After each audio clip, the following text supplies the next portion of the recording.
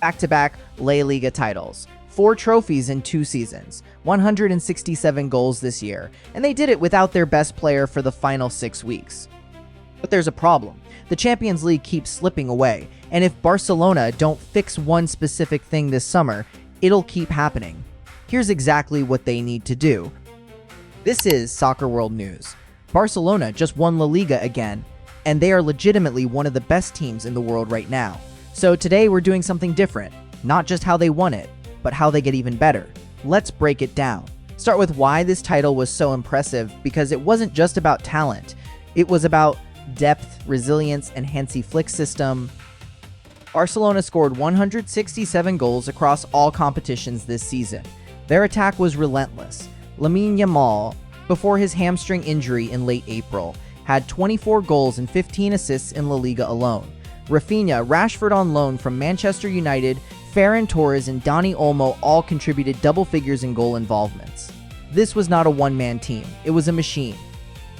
In the title run-in, when Yamal went down with a hamstring tear on April 22nd, Barcelona didn't panic. They had already built a 10-point cushion, and in the 6 weeks without him, they kept winning, including tonight's title-clinching 2-0 against Real Madrid, where Rashford scored in the 8th minute and Torres made it 2 in the 18th. 10 consecutive La Liga wins heading into El Clasico. That kind of consistency is what separates contenders from champions. Joan Garcia in goal has been sensational, arguably the best goalkeeper in La Liga this season. Signed from Espanyol for just $30 million last summer, he is on course to win the Zamora Trophy as the league's best keeper. That's the smartest signing of the season for any club in Spain. And Flick himself deserves enormous credit. He rotated intelligently, kept morale sky high even through the Champions League disappointment, and produced a squad that could win from multiple different starting lineups. 4 trophies in less than 2 seasons. He is one of the best managers in the world right now. So, if all of that sounds great, and it is, why is the Champions League still the problem? That's coming up in 60 seconds, and the answer might surprise you. Barcelona went out of the Champions League in the quarterfinals, knocked out by Atlético Madrid. And this is now a pattern. Last season, they reached the semifinals before losing to Inter Milan 7-6 on aggregate in a wild tie. The season before that, eliminated in the round of 16. The issue is not the attack. It never is with this Barcelona. The issue is defensive, specifically center back. Barcelona's defensive line has been exposed at the highest level of European competition by physical direct counterattacking teams. Atlético found the formula. Inter found it. Teams with pace and power in attack have discovered that behind the aggressive high-line Flick runs, there is vulnerability. Ronald Araujo is excellent, but his partner at center back has been inconsistent all season. Jules Koundé has had a poor campaign by his standards. Gerard Martin has been solid but lacks the elite level needed to play Champions League knockout soccer against the very best. Barcelona's sporting director Deco has acknowledged it openly. The squad is too dependent on Yamal and Rafinha going forward, and too exposed defensively when the system is broken down. And here is the hard truth. In a Champions League final, the kind Barcelona want to reach and win, you will face Gyökeres pressing your backline, or PSG's Kvaratskhelia running in behind on the counter, or someone of that caliber. The current defensive setup is not equipped to handle that consistently. Something has to change. So what exactly are Barcelona planning to do about it? Because they already have a specific target in mind, and getting him won't be easy. Barcelona have clear priorities for the summer, and they are realistic ones given that the club's financial situation, while improving, is still not as healthy as they would like. Priority 1. Center back. Alessandro Bastoni from Inter Milan is the top target. The Italian international is 26 years old, left-footed, excellent with the ball, exactly the profile Flick wants to build out from the back. The problem, Inter have him under contract until 2028 and do not want to sell. Bastoni himself has reportedly paused talks on a contract extension with the Italians, which is the signal Barcelona needs. A fee in the region of $90 million is the estimate. It won't be cheap, but it would solve the Champions League defensive problem immediately. Priority 2, striker. Robert Lewandowski is 38 years old and his contract expires this summer.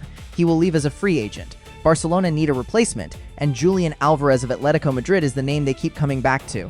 The Argentine World Cup winner is 26, physical, clinical, and plays exactly the kind of pressing forward game Flick's system demands. His agent pushed back on reports of a move this week, calling them nonsense.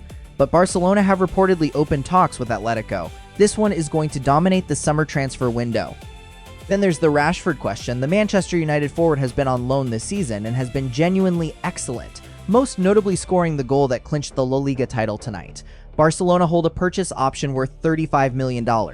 Reports suggest Rashford himself is willing to accept a lower salary to stay permanently.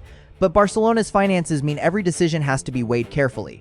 Do they spend $35 million on Rashford, or put that toward Bastoni or Alvarez? That is the genuine dilemma Laporta and Deco face this summer. There are also sales to fund these arrivals. Koundé has been linked with Manchester City, Chelsea, and Liverpool. Casada, an excellent midfielder who cannot get consistent minutes with Pedri, Gavi, De Jong, and Furman all fit, is attracting interest from clubs across Europe and Saudi Arabia.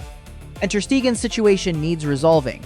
The German goalkeeper has barely played in 2 seasons, earns a huge salary, and Joan Garcia is firmly the number 1. Finding him a new club will free up significant wages. But all of that Bastoni, Alvarez, Rashford depends on one thing first, and it's the biggest wild card of the summer. Here is the biggest wild card, and it is also the most important factor in how good Barcelona can be next season: Lamine Yamal's health. He has had 4 injuries this season.